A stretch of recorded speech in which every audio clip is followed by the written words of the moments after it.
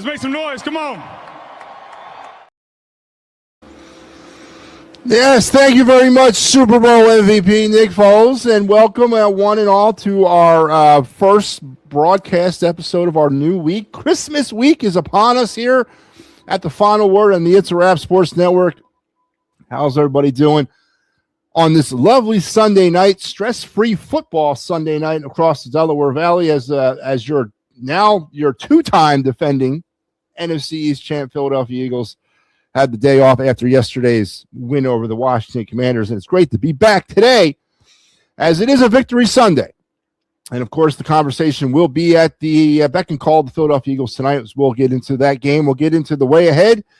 We'll get into all the stuff that's pertinent about the Eagles as we sit here on the precipice of another Super Bowl run, potentially. So we'll talk about some Eagles football. Hot stove is heating up, man. Phillies were big-time movers this weekend in trying to sew up the bullpen, made a series of moves, bringing on some players, saying goodbye to a couple others, or one specific one.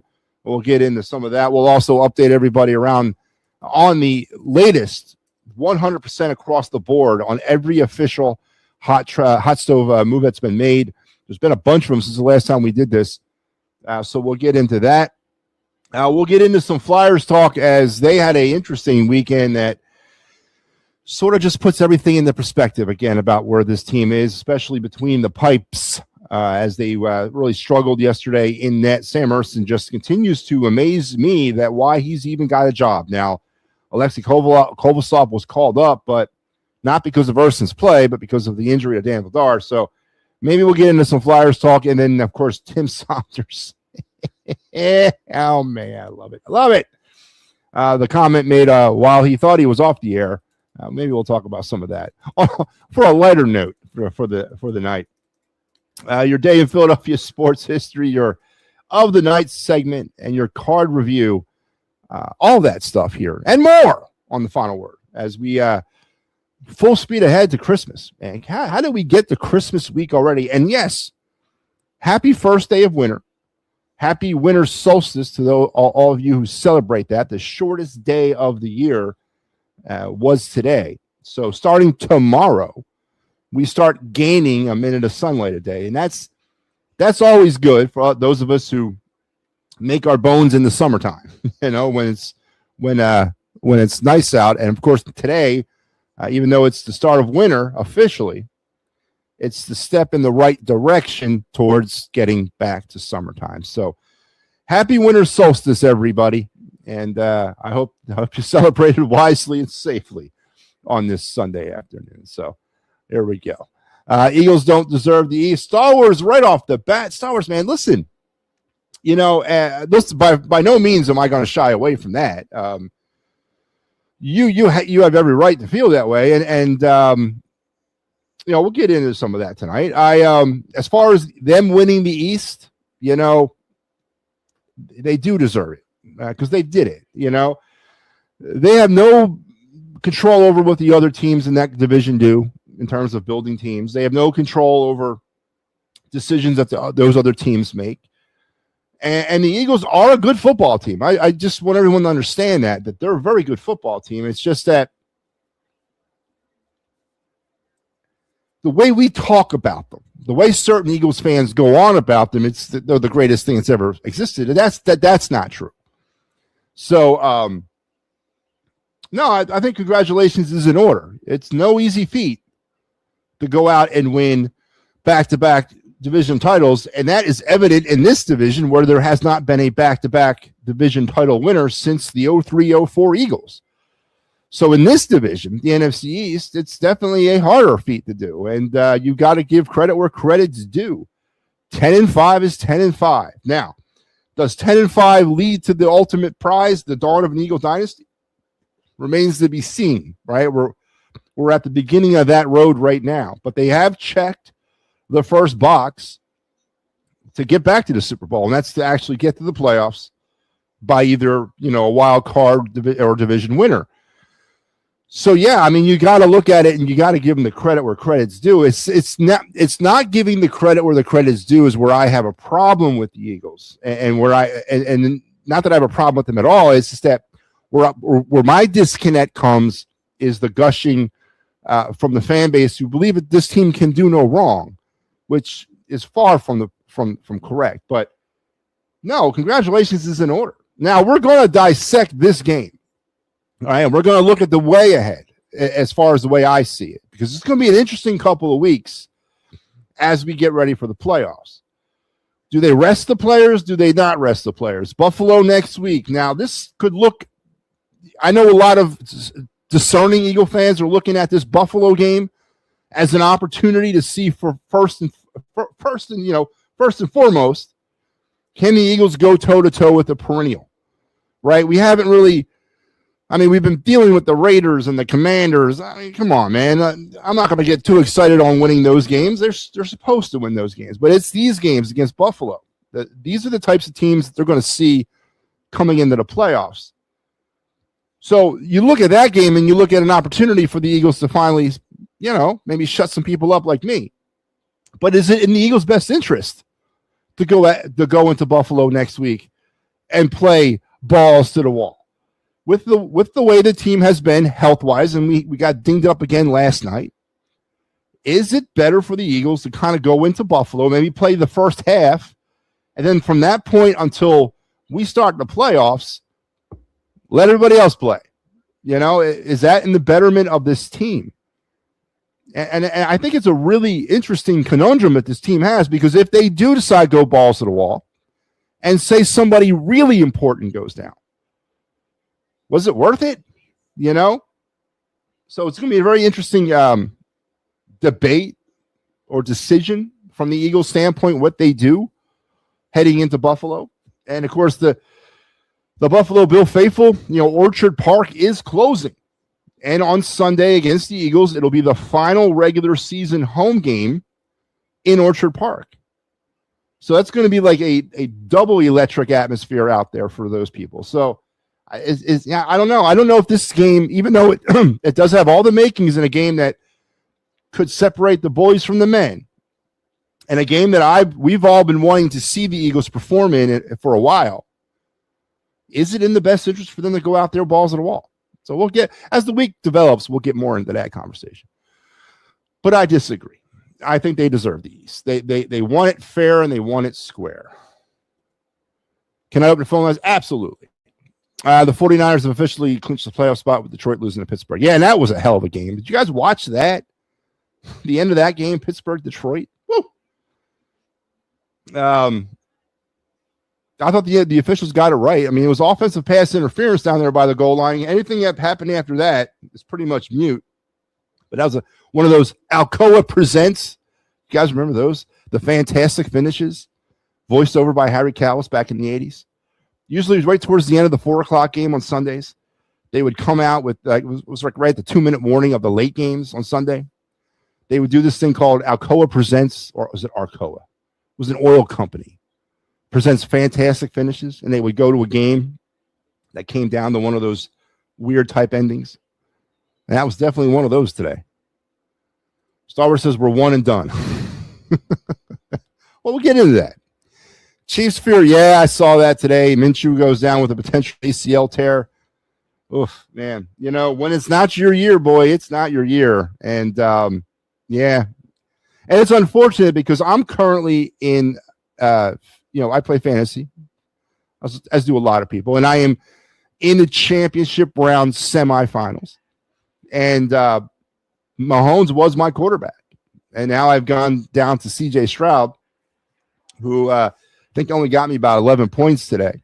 I'm winning, and I should advance into the championship game next week, but I got a quarterback conundrum next week. What do I do here?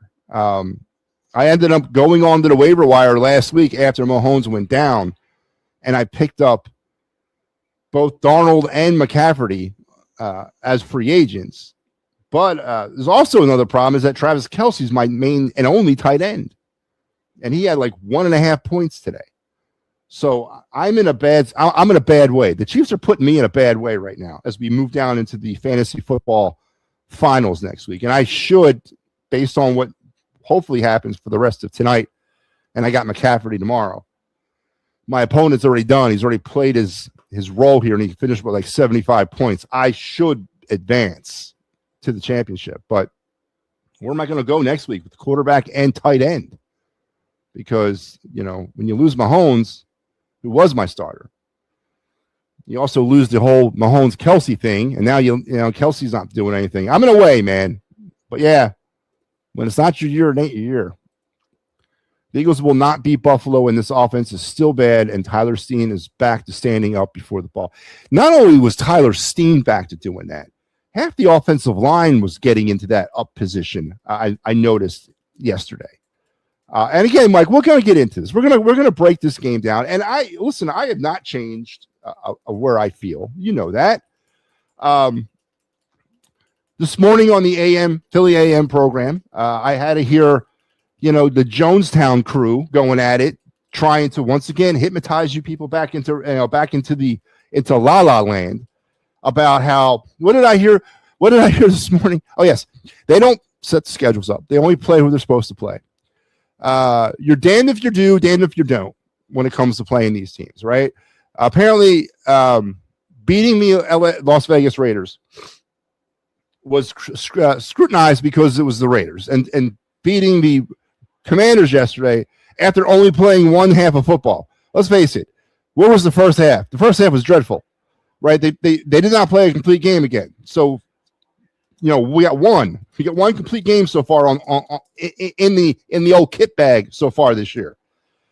But you're supposed to look past all that, right? You're supposed to look past all that because you look at the W. That's what you're supposed to see. You're not supposed to look inside and be like, it's kind of hokey dokey, man. You're getting calls here. You're getting plays here.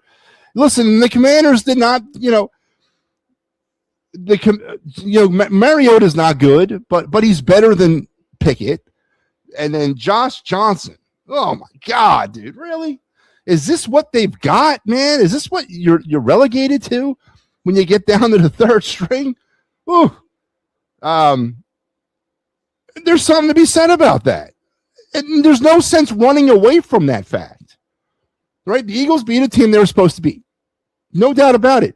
But the game hung in the balance midway through the third quarter. Obviously Mariota wasn't coming back, and it was over at that point. But still, they played terribly in the first half. They survived because it was the Commanders, and they were able to somehow figure out, and what did the major adjustment is what I heard Big Al say this morning. They made major adjustments at the half. Really? What was the major adjustments that the Eagles made? Because I didn't see anything different than I saw in the first half. It was the same game plan, same attack. The Commanders were down to their third string quarterback, and I like to call this the Cam Scatterboo effect. When your team is being held together by one player, and then that one player goes down, and you're just like, to hell with this, man. I'm done. Warm up the buses. Let's get the hell out of here. That's what happened when Mariota went down. Commanders like, what the hell with this, man? We can't win to do anything. No one's letting us win this year. We're done. Whatever. Run fast. We got Johnson out there. Whatever. It was the Cam Scatterboo effect. So, do I take solace in what happened with the Eagles? Do I take great confidence in what happened? No, of course I don't. You guys know me better than this. No, but they won. And it goes down as a win. They won the division of 10-5. I agree with what you're saying, Kaepernick, 100%. Nothing has changed since week one with this football team. Nothing. Absolutely nothing. So, but we're going to get more into this. But before I do that, because it's the beginning of the work week and it's beginning of the week here on the network, here you are. Here's your Christmas week in a glance on the It's a Wrap Sports Network. Today, or I should say tomorrow, because we are into, I didn't put Sunday up because we're basically into Monday. Tomorrow, you got the Pittsburgh Sports Tonight show, me and some Flyers Canucks clear the ice. Tuesday, we are tentatively looking at a 4 o'clock start time on Tuesday for the Birds Blast with Kyle Quinn. I got to confirm with him probably tomorrow. But right now, if you're throw some money down on it, I would throw down about your money on the 4 o'clock tomorrow or Tuesday, December 23rd. Pittsburgh Sports Tonight, props, locks, and parlays, and some Flyers, Blackhawks, clear the ice. Nothing live on Christmas Eve, but we will have some replays of some stuff, and I'm going to get into that here in a minute after I go through the schedule. Christmas Day, again, same deal. Nothing live throughout the day on Christmas Day, but I will be back for a very, very special MattyB Christmas. Christmas Day night at 9 o'clock. So make sure you're here as I'll finish out your Christmas in style. So I'll be here at Christmas night at 9 o'clock. On Friday, you got the Philly Friday Frenzy with Big Al. We got our final Happy Valley Huddle of the season on Saturday, Penn State or Clemson in the Pinstripe Bowl. And then a slew of programming on Sunday. Philly AM Sports, Steel City pregame, Steel City postgame, and Eagles-Bills postgame, me, and then you got Flyers Kraken as the Flyers are hitting the road for their annual Western Canadian, now Pacific Northwest road trip to bring in the new year. So that is your Sunday, this coming or next Sunday, whatever. So that's your schedule for the week. Now, you might have noticed there was no Steel City Sunday today, and that was a last-minute issue that they had with their venue. There was nothing could be done about it.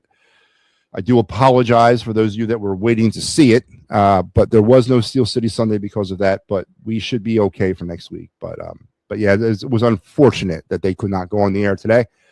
But we'll get through that. And as far as so Christmas Eve, Christmas Day, as I mentioned, there's only one show scheduled live on Christmas Day. That's mine. On Christmas Eve, we're going to do some best of the It's a Wrap Sports Network from shows throughout the week. So we'll repurpose some shows, throw them back on the air. You might have noticed I was doing that over the weekend with a few shows, post games mainly, because all we really had in terms. I think Al's show was, we did it at midnight, and we showed it again on 9 o'clock on Friday. We're going to end up going to a format like this past the holidays. Once we get past New Year's, we're going to do on Saturdays, probably, and Sundays if we can, but Saturdays definitely to fill up some airtime. We're going to re-show some shows from the week on Saturdays, so as to kind of make sure I keep stuff on the air. That's kind of looking at doing that just to keep us relevant, keep our name getting out there. So what we're going to end up doing, for example, we'll take static shows from the week and then air them again on Saturday, right? Post games will be done the same way, except we'll do those about post games have a shelf life. Obviously, I'm not going to show them a week later, but like the next morning we'll rebroadcast it again too. So we're going to start kind of working that in again, sort of like fill up some airtime. But that will begin. That's already begun, kind of. But you'll see that on Christmas Eve and Christmas Day a little bit more. So that's your network schedule in a glance. Joe wants to know if I can open up the phone lines on Christmas. Yeah, of course I can, Joe. I'm gonna open the phone lines every day, man. It's part of the show. So, but let's get started. 20 minutes in, I haven't even done your day in Philadelphia sports history. So let's strap in, strap on, strap up. Keep your head, hands, feet inside the car at all times. And here we go. Your day in Philadelphia sports history on this day in 1849. Yes, I break all barriers here, man. 1849, the Skaters Club of the City and County of Philadelphia formed on this date, the first known club of its kind in the United States. According to the club's official website, how could they have a website in 1849? But I guess they still have one. The club's objectives were instruction and improvement in the art of skating, cultivation of friendly feeling in all who participated in the amusement of skating, and the efficient use of proper apparatus for the rescue of persons breaking through the ice. Yeah, that's right. The club dissolved within a few years, but led the way for the Philadelphia Skating Club and Humane Society, established in 1861. So on this day in 1849, the Skaters Club of the County and City of the County and City of Philadelphia was formed, which later would morph into the Humane Society. I don't know how they got there, and I don't know where, why it started from there. And of course, when you see skating, the fact that they had to throw in the whole rescue procedures if you actually went through the ice, because back then you weren't, you were skating on frozen lakes and ponds and all that. There was no arenas. But again, I'm not speaking from firsthand knowledge. I wasn't around in 1849. I didn't cut the ribbon on the Philadelphia Skating Club in 1849. But somehow that led itself into the establishment of the Pennsylvania or the Humane Society in 1864. So happy Skaters Club of Philadelphia birthday, formed on this day in 1849. That was your day in Philadelphia sports history. Brought to you by the fine folks here at the It's a Wrap Sports Network, specifically the ones who present to you the newest show to our cavalcade of stars, the Philly Friday Frenzy with Al Zafiri, every Friday night at 9 p.m. Join Al as he will recap you and get you ready recap your week and get you ready for the weekend on the Philly Friday Frenzy. That's right, the Philly Friday Frenzy, every Friday at 9, exclusively on the It's a Wrap Sports Network. So let's get them going. Phone lines are now open. So if you guys want to join the conversation, you can. There's the link. It should be popping into your wheelhouses now. Conversations on the floor here. Eagles, obviously, we're going to break some of this stuff down. We're going to talk Eagles, get a little bit into this game specifically, but more, we're going to look outwards, look beyond the horizon, young man, at what's to come. Phillies, a plethora of moves. What they mean, what they don't mean. We'll break some of that stuff down. We'll talk about your newest Philadelphia Phillies, Flyers, and Tim Saunders and his comments. We'll get into that, man. And we'll actually talk about the Flyers on the ice, too. What a novel concept. But we'll get into all that. And anything else you want to bring to bear here tonight. Oh, man. Okay, let's get back to where we were. Where did I leave off at here? Ricky Deal says, hey, what's up? Go Flyers. Absolutely, Ricky. Cowboys are out. Who's next? Again,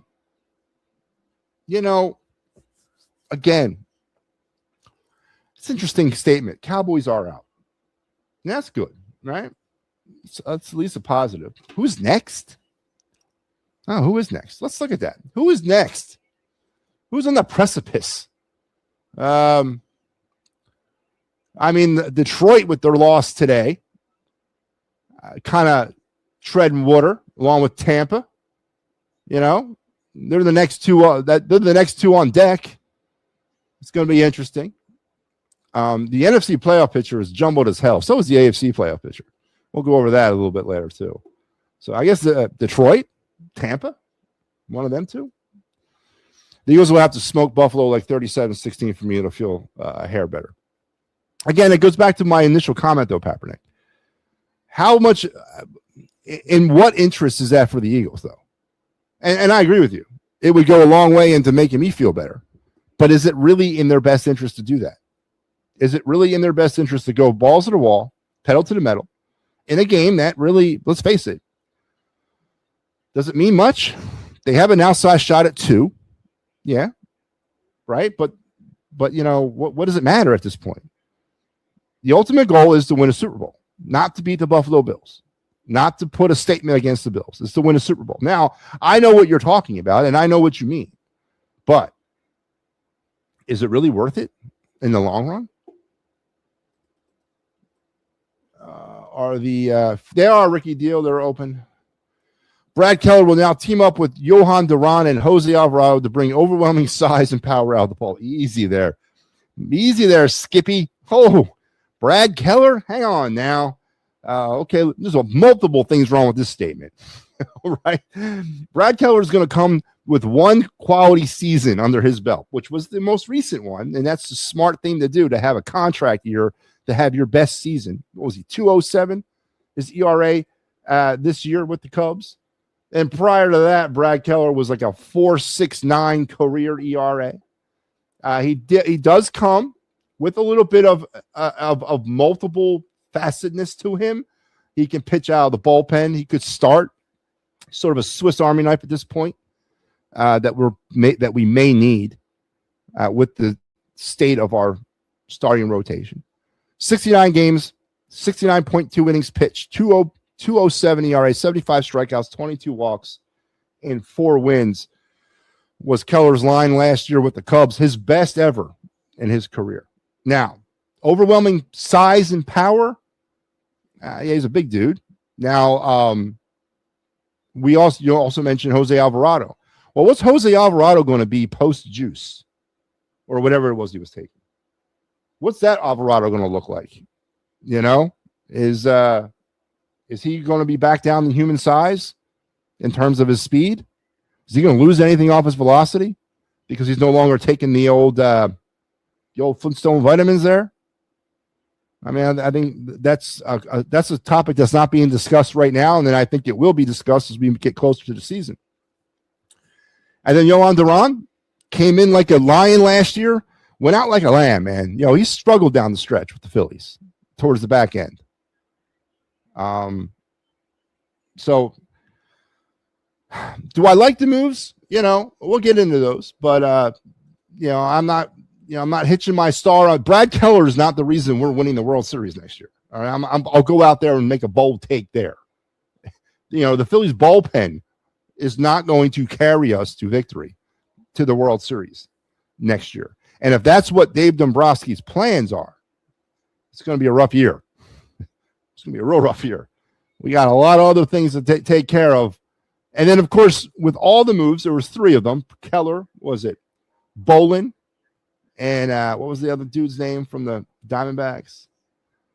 Backhus.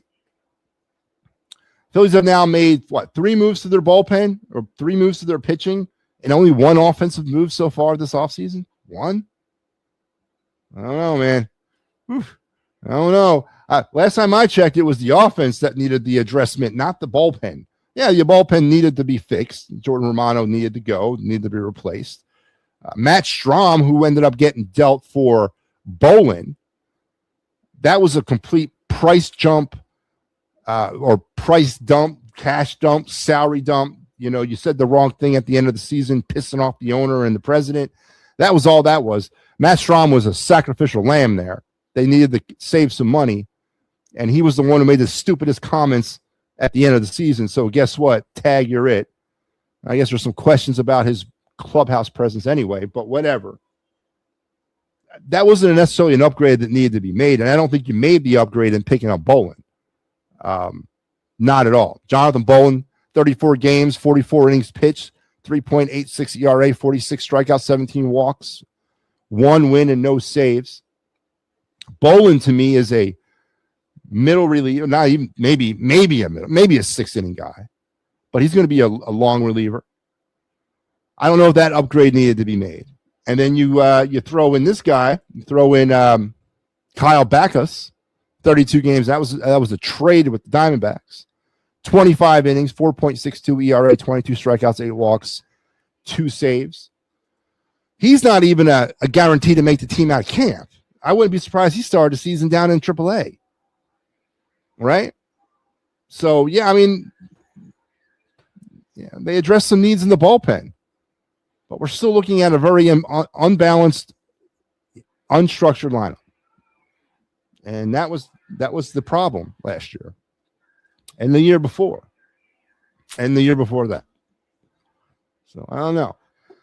Let's get into the phones. Ricky Deal. How are you, my friend? I am good. Good to hear it, man. What's on your mind tonight?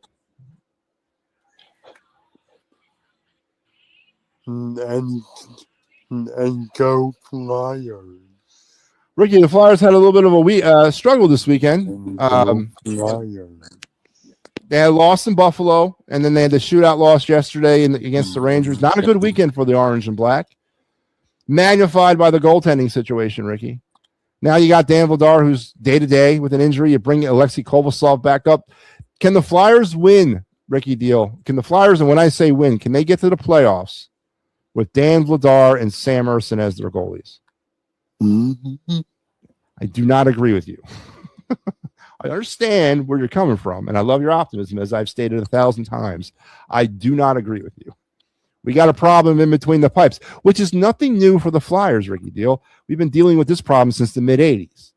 But all the good work that's been done, all the promising steps forward by players like Zegras, players like I guess Tyson Forrester before he got hurt, all the offensive sort of uptick, the better defensive play, all of that Rick Tocchet stuff is being overshadowed right now and might be titanic by the goaltending, Ricky Deal. The Flyers are going to have to make a decision soon on where they are headed with goaltending. I don't think they can win with Vladar and Urson, Rick. Mm-hmm. All right, my man. Rick, listen. Tomorrow, Monday, and Thursday is when we're going to do this show again. I got post game on Tuesday, so no final word on Tuesday. I'll be doing Flyers and Blackhawk post game, and no shows at all live on Christmas Eve, and then I'll be back on Christmas Day. All right, man. Mm-hmm. All right, Ricky Deal. He's my main man. Are you my main man, Papernick? Yo, what up, Matty? What's going on, man? So what you're doing a show on Christmas Day instead of Christmas Eve? Yes. I would have thought it'd been reversed somehow. No, see, listen, that's a great point. And I was going to ask this question later in the week. Maybe I'll do it right now. Growing up throughout my life and as a young man and into my adult life, Christmas Eve was always the bigger thing. Christmas Day is kind of almost like a lump day where you just kind of hang out and you just sort of let it all just drain out, you know? The more going on for me has always been Christmas Eve for some odd reason. Yeah. Yeah, not me. It was kind of boring, but it is what it is. Yeah. I just looked at it as another day being off of work. That's all I ever looked at it. So one of the reasons why they got rid of Strom, I just read, he clashed with coaches. He voiced his opinion on how the bullpen was being managed. Uh-oh. I mean, let me think. He speaks up, they get rid of him. Yeah, he was way off base. He speaks up, they get rid of him. Yeah. Nick Castellanos spoke up. They benched him, and I know why to get rid of him. But it's like if you voice your opinion or have an opinion or anything against Robbie or the organization or whoever in there, it's like you're off the Christmas card list. Good point.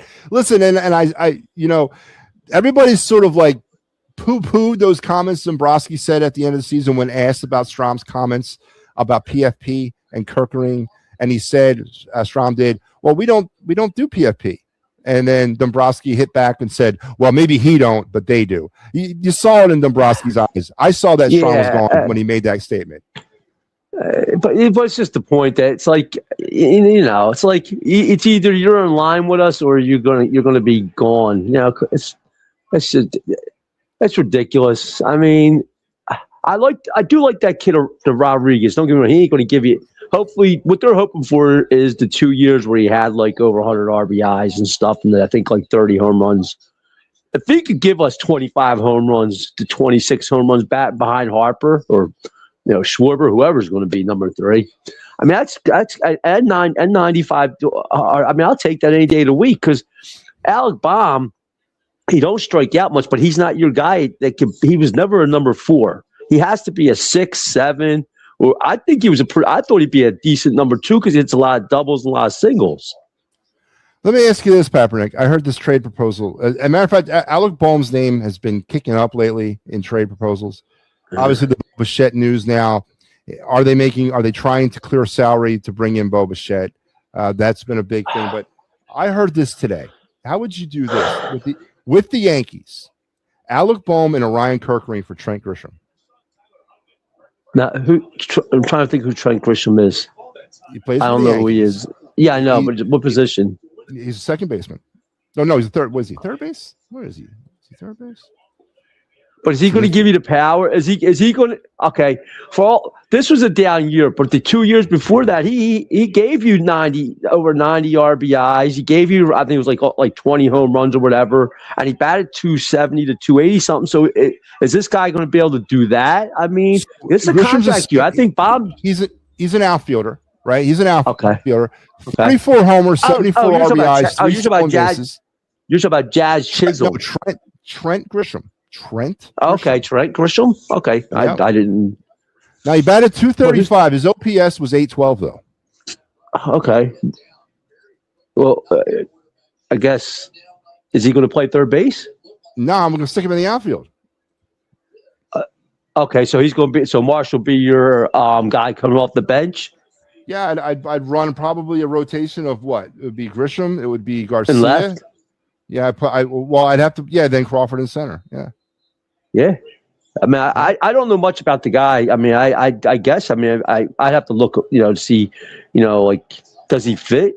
You know what I mean? Is he? Do you think he's behind Harper? He's a number 2. I'd put him second in my lineup. I would bat him second. He's a lefty. But if you get rid of Baum, who's playing third? I don't care. I don't care. Third. Sosa until Miller's ready? Yeah, I don't care. Yeah, but see, my problem with T, I don't have a problem with my thing is it's the manager. Yeah. Is Otto Kemp going to bat fourth in this lineup? That's the problem. Well, that's the problem. I mean, you got 2 RBI guys in this team, and neither one of them bats fourth.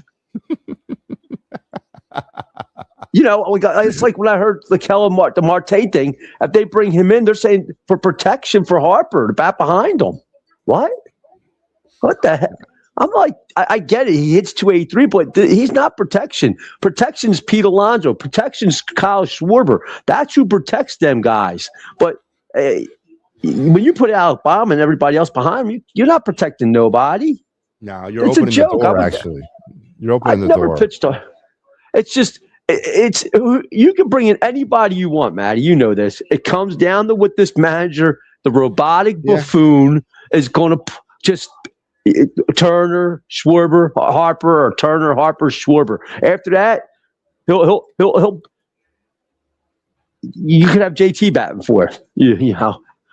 Alec Baum is a 5'6". I think Baum would be a decent 5. He's a decent 6. Like I said, I like Baum at number 2. I do. I mean, if he's getting on base and getting the hits, I mean, I don't know why. And then they get the Eagles. All right, now I'm going to get off of there. Let's fool's gold on offense. They're going to get smoked by Buffalo. They're going to beat Washington and they might win one game. It depends if they play in the first round, but they're not getting past second round. They had a hard time putting. I mean, yeah, they had an implosion, but because Washington don't care, the Raiders don't care. That is all fool's gold. What you're seeing. Yeah. They have to go out next week and smoke Buffalo. They have to smoke Buffalo. If they can beat Buffalo, say anything with 30 points, like 14 or 16 or more, then I might have a little glimmer of hope. But they can't. Do you do that with the opportunity? Listen, I mean, the way it's set up, the Eagles really. I mean, is it in their better interest to try to go higher in the seedings, or even go out and play hard against Buffalo? Or just lay back and wait for the playoffs to start and try to get some people healthy. Well, here's my thing.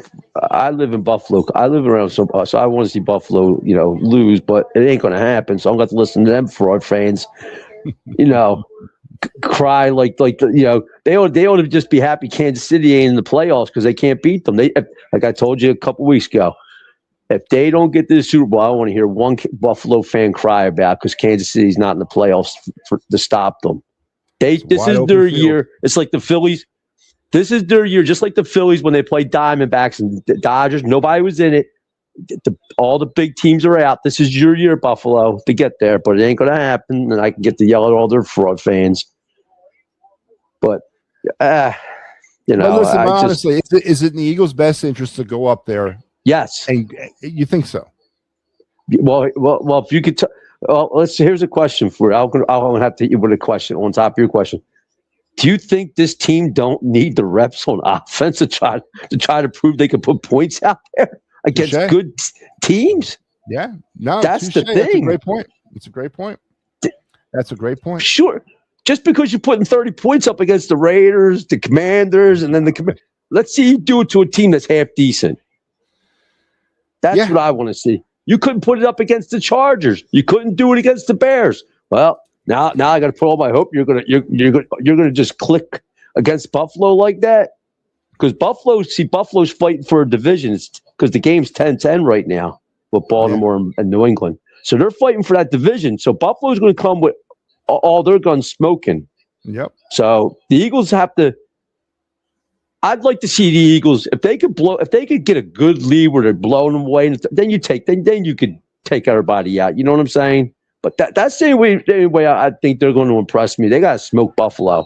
Otherwise, they're not beating nobody. They're done in the playoffs. And just live for next year. I mean, that's all. Trade Brown in the offseason. He's got to go. Well, you're not going to get an argument from me about that. I agree with what you're saying, but I think it's a very interesting situation because you put up a good point. No one should feel good or comfortable about the Eagles offense heading into the playoffs. And the only way to alleviate that is to go out there against quality opponents and put up points or play effective offense. If they do sit people, yeah, they may stretch people's health into the playoffs, but we're still no better offensively, or we're still no closer to getting it all solved offensively than we were back at the bye week. That's a very good point, Kaepernick. If there's a silver lining.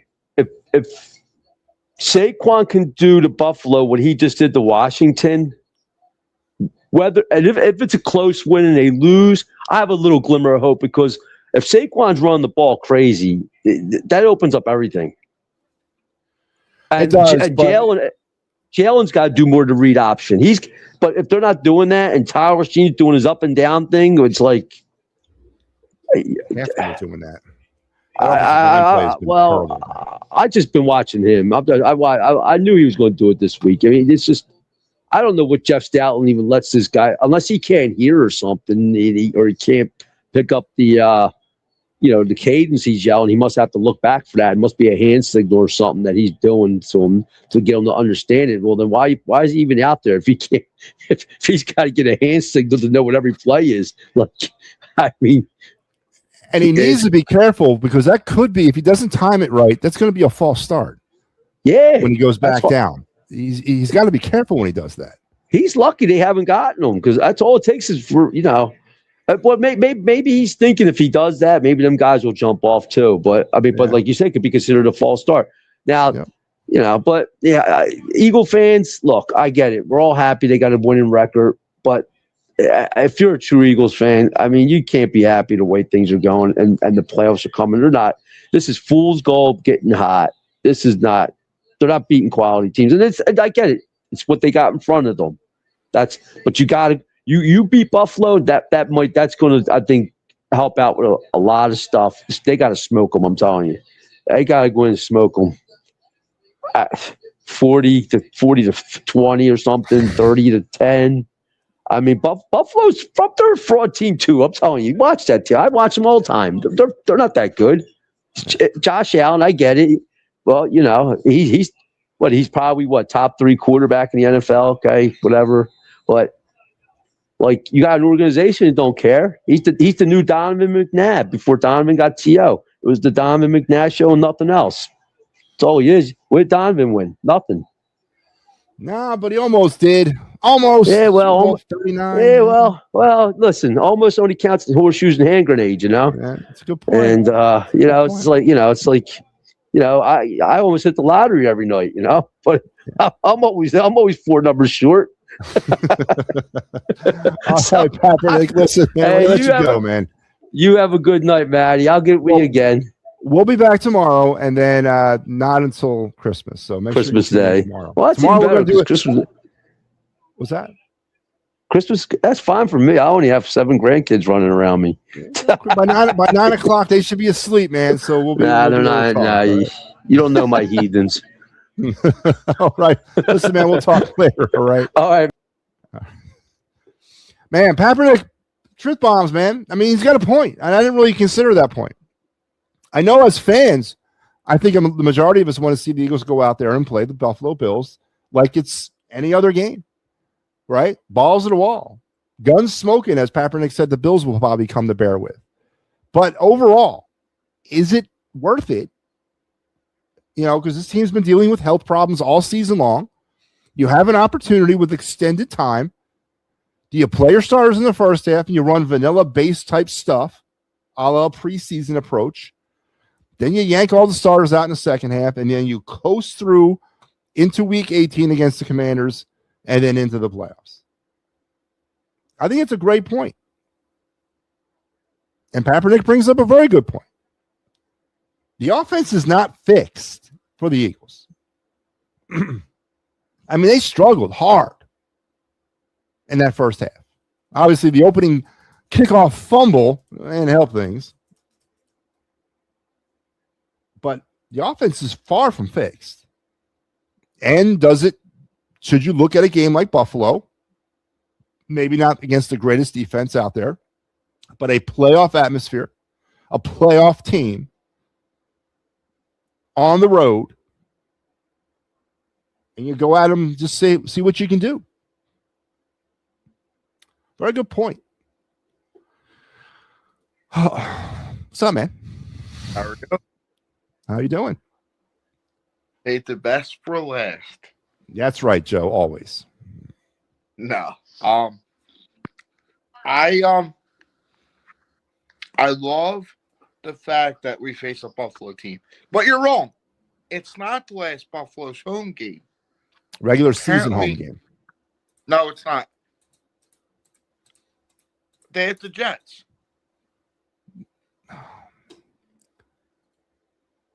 I've checked this 1,000 times. Let me see. So did I. My buddy, it's the Jets.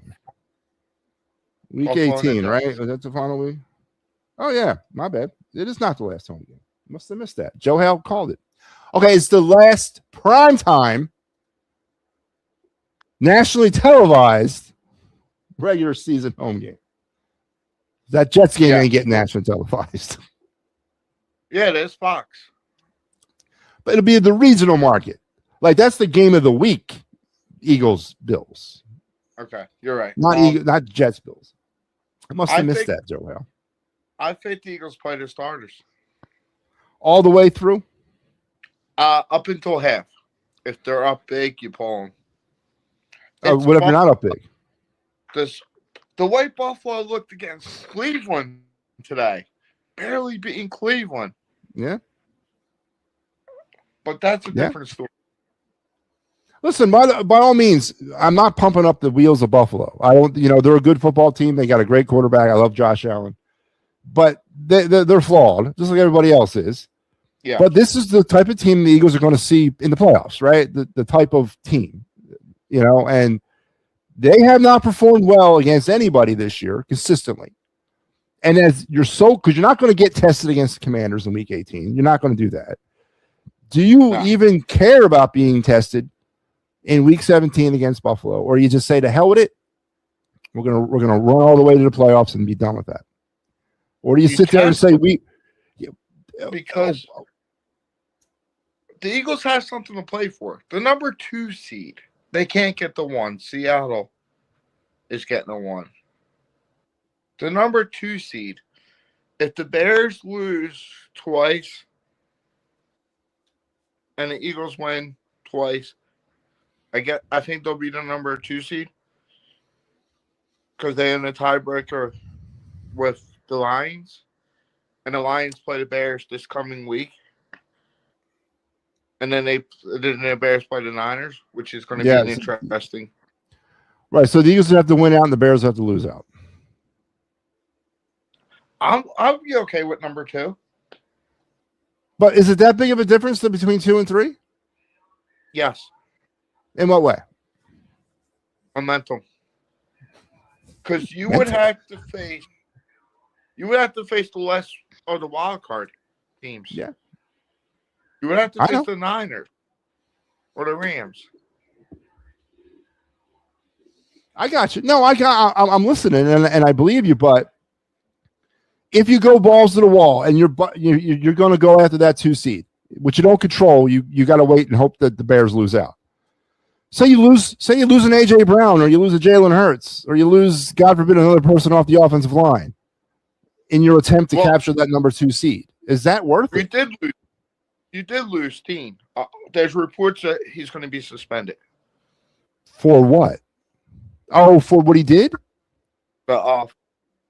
Yes. Really? That is, yes. NFL is going to put it out there tomorrow. So they're blaming him for that fight? Is that what they're doing? Yeah. It's going to be him and that Washington player.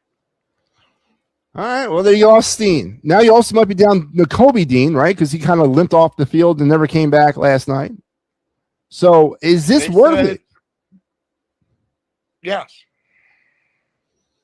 Okay. If they're up big, you pull them at half. If they're not up big or if they're getting blown out, you do. Or you don't.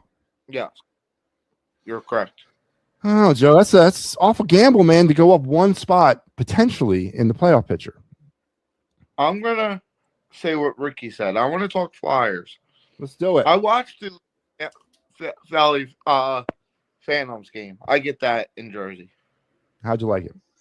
Orson looks really good. Why isn't he up here yet? Because he's only been with the team since the spring. He's got maybe 10, 12 games under his belt. They're just waiting to kind of give him that opportunity. They're teaching him how to be a pro goalie. He's too young. I'm going to I tell give you 1,000 reasons why he's not here. And none of them are talent around. It's all about timing and all that. What's that? He sucks in shootouts. You broke up. What'd you say? He sucks in shootouts.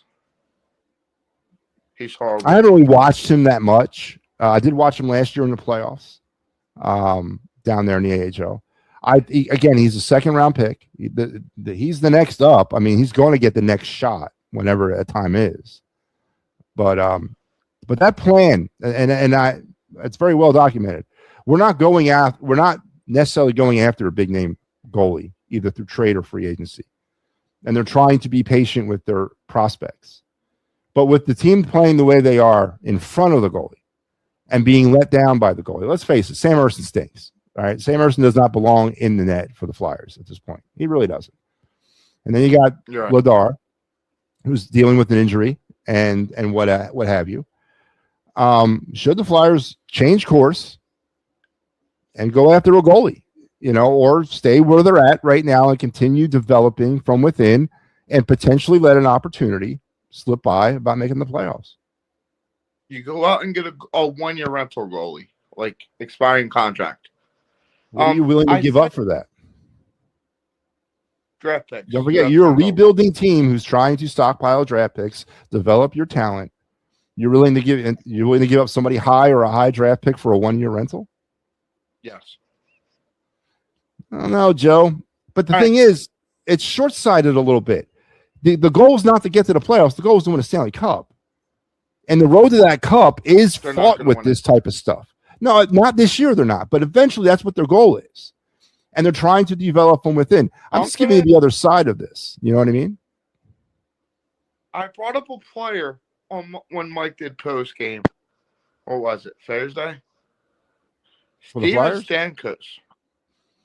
Would you go out and get Stamkos? So I don't know. I haven't really been looking at what he's been doing this year. I know last year he fell off a cliff out there in Nashville, right? I mean, I don't know what the hell happened to him last year. But yes, I'd be willing to take him. But I don't know if we had the salary room for him. But you have to give up a big contract. Yeah, and he's only he's got. Did he just sign a multi-year deal with Nashville? Last year he did.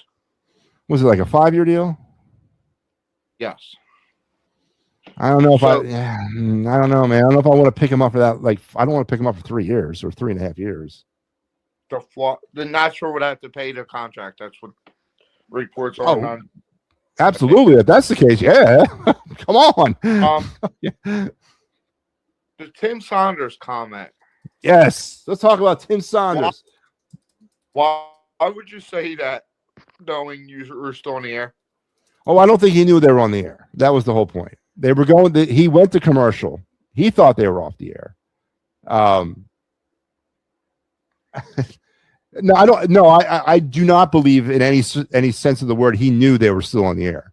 I think he really believed they were off the air, and that's why he said it. And boys being boys, locker room talk, all that kind of stuff. I'm not up in arms against it. I mean, I'm not.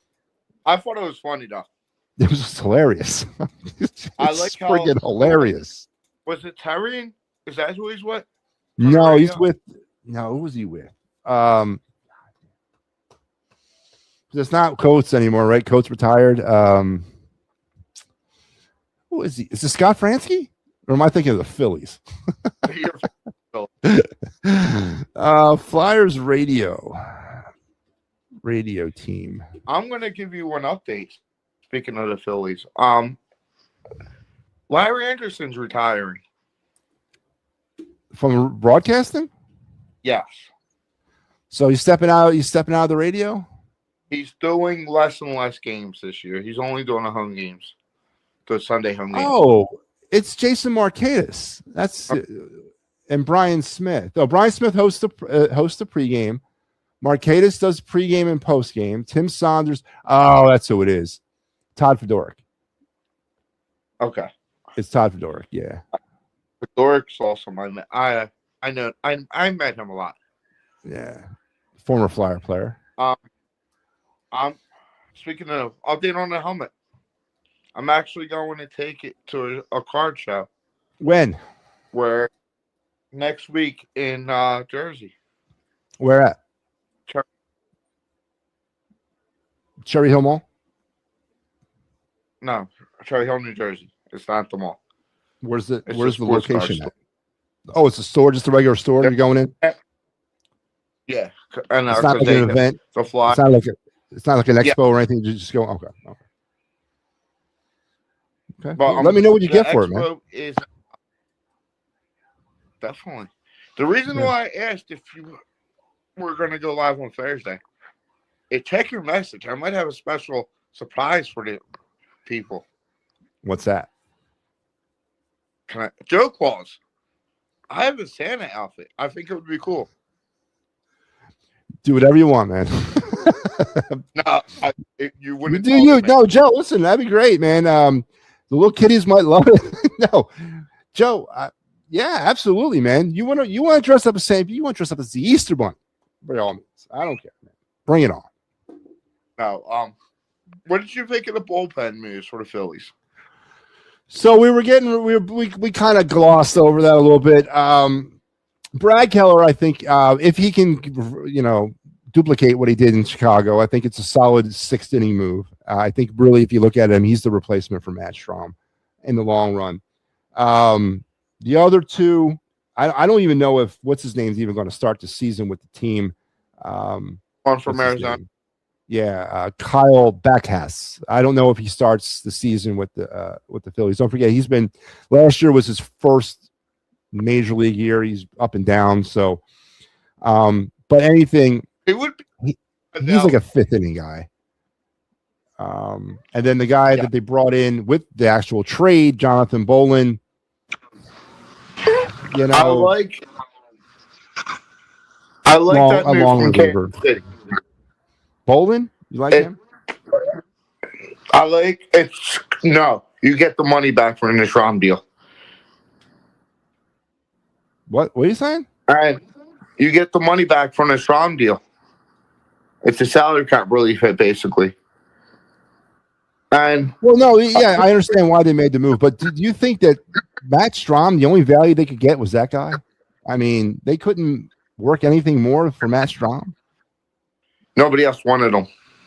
Yeah, I mean, Matt Strahm goes back to the team that drafted him. We broke into the majors with. You said Trent Grisham. I would do that on a heartbeat. Alec Bohm or Ryan Kerkering for Trent Grisham. Doing it in a heartbeat. Yeah, I like that too. Because he could play the infield too. He's a utility person. You could play him in the infield, but you could also he could be your left fielder as well. He can also be your center fielder and put Crawford in left. I'm okay with that because that's where Crawford played in Lehigh. Yeah. Well, and I would back Grisham at second. I would put him in number 2 in the order.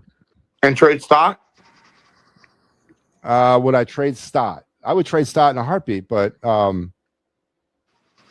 trade Stott. But if I can get Grisham for Bohm and Kerkering, I would do that move. Yes. Yeah, I would do that. It is being reported by MLB. That's the rumor deal. Yeah. And hopefully JT makes a decision. Yeah, that's an interesting thing. I don't know why it's taking so long. I don't know if he's weighing options from other teams, if he's trying to milk another year out of the Phillies. I don't know what he's doing. It's interesting that he's not signed yet or signed with anybody, really. Unless they said he's waiting until after Christmas. I heard that also. It could be. Maybe he doesn't want to be bothered with that. He wants to enjoy the holidays stress-free, I guess. But and it's funny what Bellinger put. He's not going to sign until spring training. He's going to pull an old Pete Alonso, huh? Then he's probably going back to the Yankees. Yeah. He's probably going back to the Yankees. All right. All right, Joe. Don't forget, tomorrow I'm here. No Tuesday, no Wednesday, and I'll be back on Thursday. I like the best of on a Christmas Eve. That's going to be cool. Yeah, it's going to be stuff that's from not like the best of like in the history of the network, like just that would be cool if you can do that though on a holiday. The best of. Maybe we'll work that next year, but and then going forward on Saturdays mainly, we're gonna repackage all the stuff from the week and throw it out on Saturday again. So unless there's some flyers, right. Because you got the Penn State huddle. We got that coming up on Saturday at 3:00. Yep, it's gonna be a busy weekend. Okay. All right, Joe. We'll talk, man. Yep. All right, Joe Hale. Kicking around some football and kicking around some baseball. How did I miss that Jets thing? I thought the Bills' final home game was this Sunday against the Eagles. Maybe I overlooked it because it was the stinking Jets. Perhaps maybe it was a Freudian psychological block that doesn't recognize the Jets. But I could have sworn that game was on the road, that they were playing in New York. Maybe that's where I got confused. Both teams are from New York. I don't know. But Joe corrected me, and it is correct. The Jets will be the final home game against Buffalo on week 18 at 1:00, which means the only people watching that game will be the people at Orchard Park and the Buffalo surrounding area. Maybe as far out as the suburbs of Rochester, but that's about it. No one else in the country is going to be watching that game, right? Not even the people in Manhattan, Queens, East Rutherford. Not even the Jets' own faithful are going to watch that stinkfest.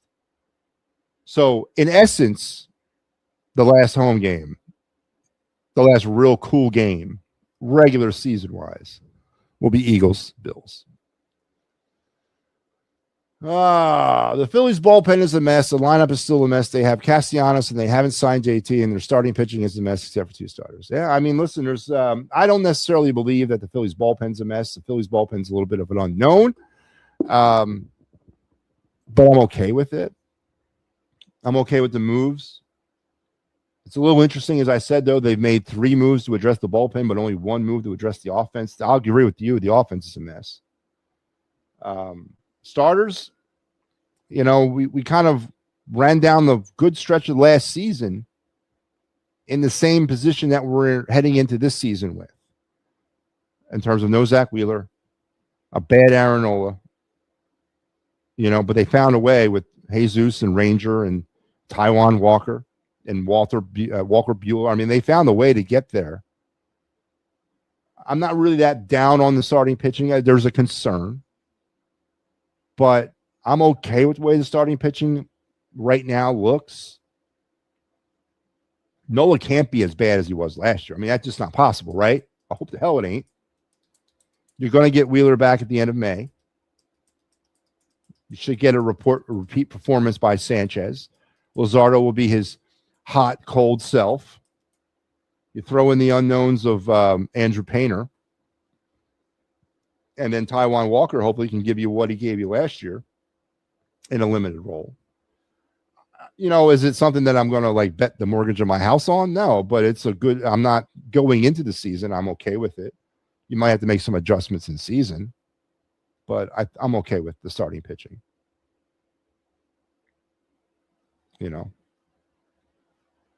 But my concern from day one has been and always will be is the offense. The Adonis or Dolis Garcia move is not moving the needle for me.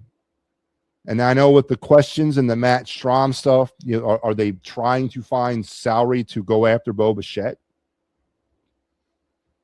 I'd be all in on that, man.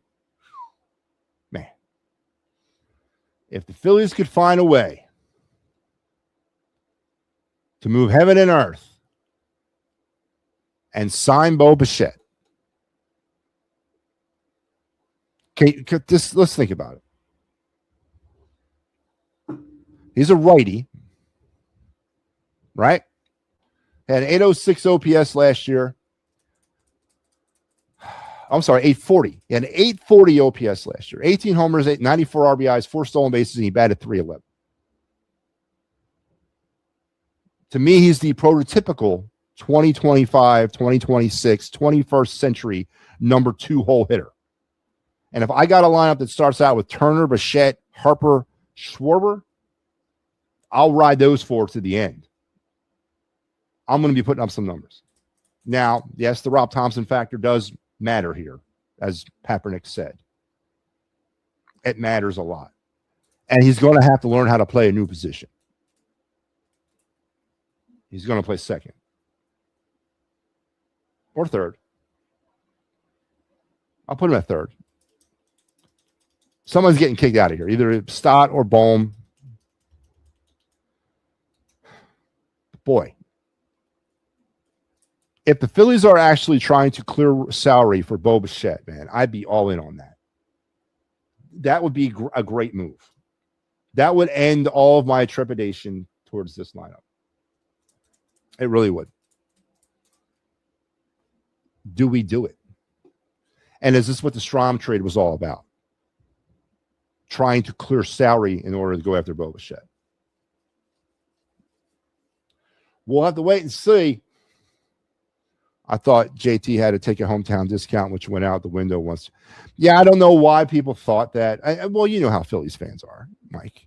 I never thought he was going to take no damn hometown discount. He's at the end of his career. He's trying to get paid, right? He knows this is it. It's the last contract he's going to get. It's the last decent contract he can potentially squeeze out of somebody. He's not taking no friggin' hometown discount.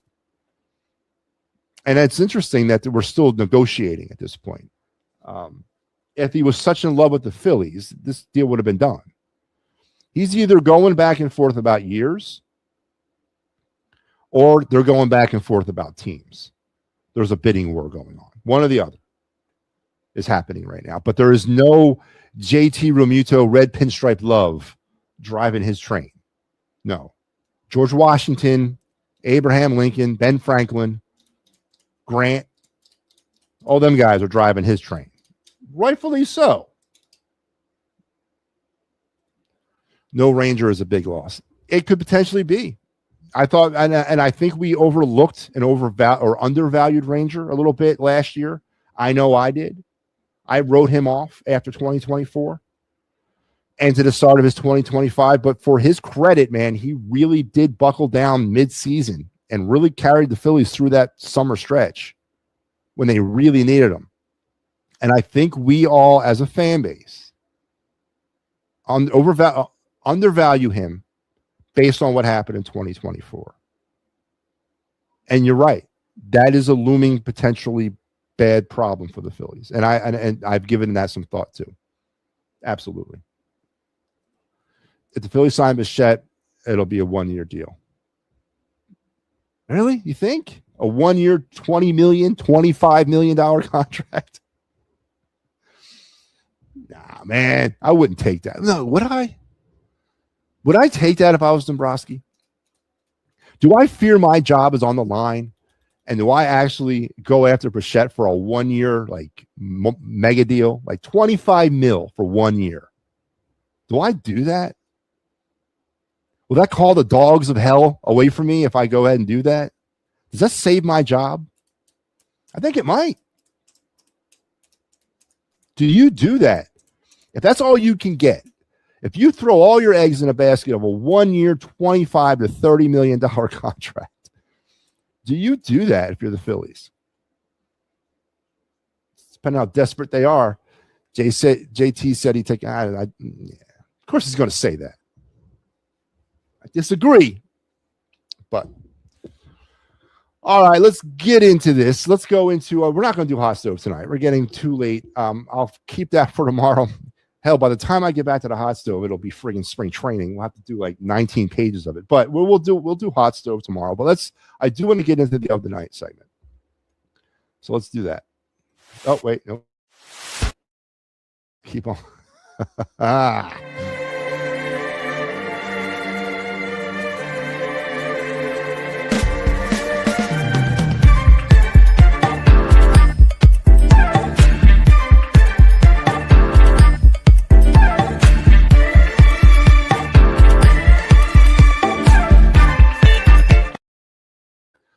Yep, it is the other night segment. It is the time of the show where we'll take a pause, look at a Flyer prospect, a Phillies prospect, a Flyers draft target, Phillies draft target.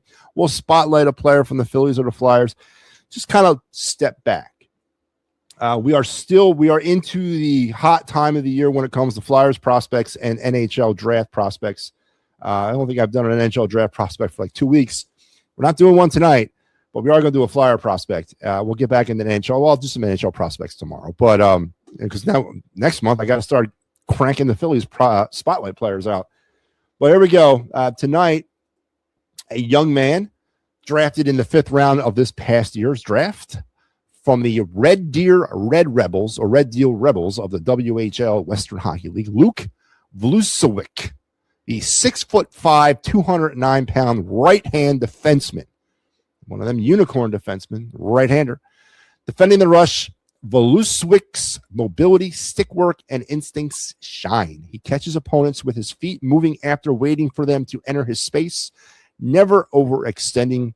He excels at tying up opponents and taking them into the wall, mobilizing them and freeing possession shoulder, and attacks the inside.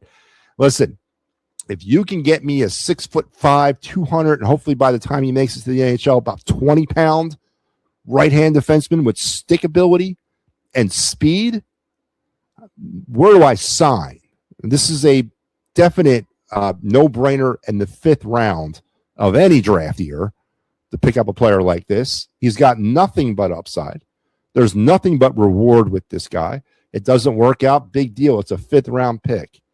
But if you can cultivate from a 5th round draft pick, a 6'5", 220-pound right-hand defenseman to be into an NHL defender or into an NHL player, you have struck gold. So far through the first 23 games of this season, he's got 9 goals, 14 assists for 23 points and a +9 for Red Deer. So yeah, big time upside on this kid. I remember when they picked him. Definitely okay with this pick. If you can find somebody out there that can actually not be a stick out there, but can fly around the ice and throw that height and weight around, I'm on board. So tonight's Flyer prospect, a no-brainer, a win-win as a 5th rounder, Luke Vlusovic, the 6'5", 209-pound right-hand defenseman currently playing for the Red Deer Rebels of the Western Hockey League. And that segment was brought to you by the Happy Valley Huddle. Penn State, the ultimate in Penn State post-game entertainment. It will finish up its final year this Saturday as Penn State will host Clemson in the Pinstripe Bowl at Yankee Stadium. Join Mike Laro and the rest of the Happy Valley Huddle crew as they will break down the X's and O's of today's Penn State game. And it will be their final episode of the 2025 season. Much to the chagrin of Mike Laro. I think we were all just hoping it would go away. But nope, they have a chance. They have a chance to end this nightmare season on a positive. Hopefully they do. And then this week, we do have Flyers action. They are in front of the holiday break. The holiday break will come Tuesday night after their game in Chicago, as I will have that call. Mike has you tomorrow, so we're going to go back-to-back Monday and Tuesday. Mike will have the call tomorrow. I will have the call Tuesday. Do they go with, what do you think, Kovaslav tomorrow? Or do you go with Urson tomorrow and Kovaslav on Tuesday? Or is Vladar clear to go? It's going to be interesting how they get into the break here on the goaltending situation. So there's the clear of the ice for the rest of your week. Just 2 games this week. I don't want Dombrowski or the Buffoon to save their jobs. Would you do it though, Mike? If you were the would you accept or would you offer a 1-year deal to a Bo Bichette for like $30 million? Would you offer him that? And would you be stupid enough to take that deal if you were a player? I mean, is that a win-win for Bichette? That's an interesting prospect here, man. $35 million for 1 year. Would you do it? Does it sound desperate for the Phillies to offer him a 1-year deal for 35 or 20, between 20 and $35 million? Does that sound desperate? Is that Andy Reid 2011 Dream Team stuff? It's an interesting thought, man. Thank you, Michael. Appreciate it. So we never really got into breaking down the Eagles. Let's go into the stat pack real quick. I do want to talk about the Eagles stat pack. So they were 3 for 3 in the red zone against the Commanders, 28 for 39 so far this season for 71%. Eagles only scored 7 first-half points against the Commanders, 191 first-half points on the year for about a 12.7 average. They did go off for 22 second-half points, which their second highest of the season. Now for 160 points. They are back in the double digits for second-half scoring, 10.6 points now on the year. 5 penalties for 61 yards. The march to 1,000 yards is on. They have now committed 105 penalties for 7 a game. 814 penalty yards for about 54.3. You know, when the epitaph of this season's written, penalties are going to be a big, big topic about what maybe was the problem here. They did force only 1 turnover. Just 1 turnover. And that was the Johnson interception. That was an interesting stat. Defense has forced 18 turnovers so far this year, 1.2 a game. They committed the one, which was the Covey turnover, first play of the game. 14 turnovers now they have committed for less than 1. Jalen got sacked 2 times for 7 yards, 31 sacks now on the season. Last year, the Eagles' offensive line gave up 45 sacks. This year, they've only given up 31 heading into week 16. I know there's been a lot of talk about the offensive line's play overall, especially when it comes to rushing, right? But they're actually in some ways, because Jalen hasn't changed his play, and are actually throwing the ball more this year than they were last year. But yet, they've only given up 31 sacks, which is 14 less than what they've given up all of last year, and that was on a rush-heavy team. Very interesting conundrum of the offensive line. They got to Mariota / Johnson twice yesterday for 8 yards, 37 sacks now on the year for the Eagle defense. And the Eagles were once again 0 for 0 on fourth down efficiency, 11 for 18 on the year for a 61-point efficient on fourth down. And that was your final word, Eagles Commanders Stat Pack, brought to you by the show that the Stat Pack was named after or was born, the Birds Blast with Kyle Quinn. Join me and Kyle every Thursday night at 7. Don't take that to the bank, because we never, ever, I'm going to have to change that for next year.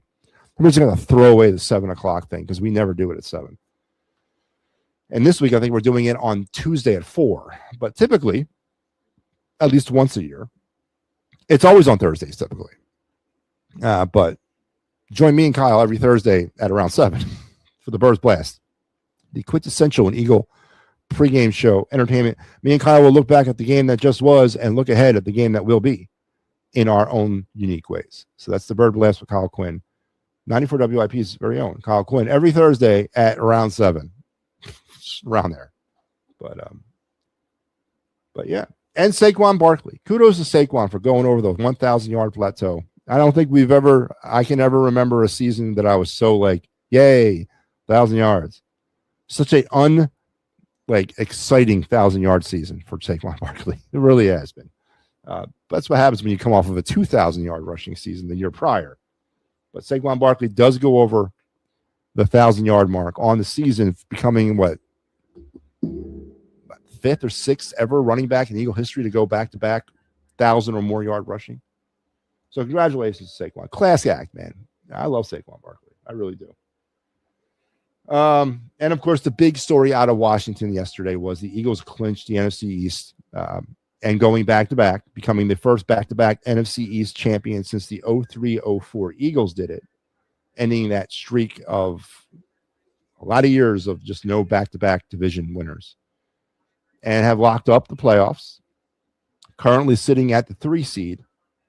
And the big question I have, and I will have all week heading into the Buffalo game, is this a game where you want to see the Eagles compete at the highest level they possibly can against a perennial team in the Buffalo Bills? Or are you just content by saying, you know what? They're fine. Don't really care about the number 2 seed. Don't even care if we fall down to 4. I just want to get as healthy as we possibly can and keep our eyes on the major prize, which is the Super Bowl trophy. There's an argument to be said for both sides of that debate. Michael Kaepernick brought it up earlier. This Eagle offense is still not clicking completely. We're still waiting for this offense to be consistent against a consistent opponent. And we're running out of opponents before it gets really real for the playoffs. Are you wanting to see them actually be consistent and be good and competitive against a team like Buffalo? Or is the risk not worth the reward potentially for someone to get hurt long term? Quarterbacks are going down like flies, man. ACL injuries are popping up everywhere. Are you more content in just letting this thing ride out as it is and just taking our chances in the playoffs? It's an interesting debate that will continue on all week long. But, folks, we're not going to do the card tonight either. We're just going to cut this short. Tomorrow I'll be back. We'll do card. We'll do the hot stove. We'll do all that tomorrow. I'm trying to fill up some time. But we'll do that tomorrow. But remember, here on the network, this is your lineup for the week. Tomorrow, we got the Pittsburgh Sports Tonight program, myself at 9 with the final word, and then Flyers, Canucks, clear the ice at post-game time. So make sure that you're here and all the great stuff that we got coming up on the network this week. It's Christmas week, and we're happy to be here.